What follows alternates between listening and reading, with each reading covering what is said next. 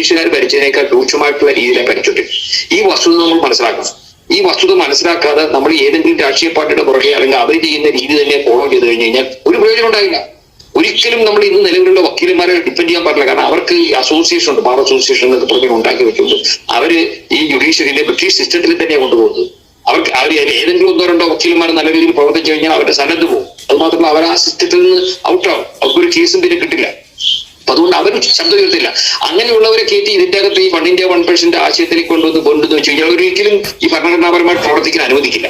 അപ്പോൾ അതുകൊണ്ട് നമ്മളിപ്പോൾ ചെയ്യേണ്ടത് അടിയന്തരമായിട്ട് ഈ ഭരണഘടനാ കോടതിയെ ശക്തിപ്പെടുത്തിക്കൊണ്ട് നമ്മൾ ഓർഡേഴ്സ് കൊടുക്കുക. ആർക്കെല്ലാം ഞങ്ങളിപ്പോൾ കൊടുത്തിട്ടുണ്ട്. നമ്മളിപ്പോ ഈ ചീഫ് ജസ്റ്റിസ് ഓഫ് ഇന്ത്യക്ക് കൊടുത്തിട്ടുണ്ട്, അതുപോലെ തന്നെ chief justice of Kerala Pinarayi Vijayan, അതുപോലെ തന്നെ മോദിക്കൊക്കെ നമ്മൾ ഓർഡർ കൊടുത്തിട്ടുണ്ട്. എന്ന് പറഞ്ഞിട്ട് ആർട്ടിക്കിൾ 39(b)യും (c)യും 47 നിയമമാക്കി ഇംപ്ലിമെന്റ് ചെയ്യാൻ പറഞ്ഞിട്ട് അത് 75 വർഷമൊന്നും വേണ്ട. നമുക്ക് ഒരു വർഷം കൊണ്ട് അല്ലെങ്കിൽ ഒരു മാസം കൊണ്ട് ചെയ്യാവുന്ന കാര്യമേ ഉള്ളൂ.